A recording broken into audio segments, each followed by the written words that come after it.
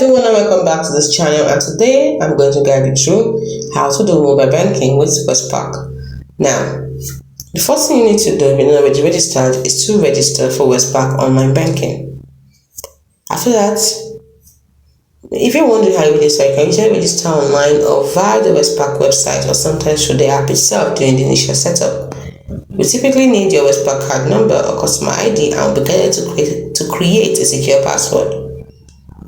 Once you've done this, you can simply go to the App Store on your iPhone or the Google Play Store or your Android device and download the Westpac app. So once the app is installed, open it. You'll be prompted to sign in using your Westpac online banking customer ID and the password you created. You can also set up security, which is optional but recommended.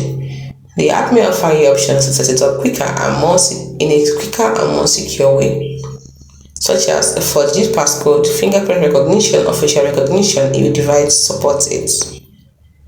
So once you're logged in, you can access various mobile banking features, which typically include checking your account balances, viewing transaction history, transferring money between your own accounts, making payments to others through Pay Anyone, paying bills, BPay, managing your card, that is activating a new card, temporarily locking a misplaced card, and others.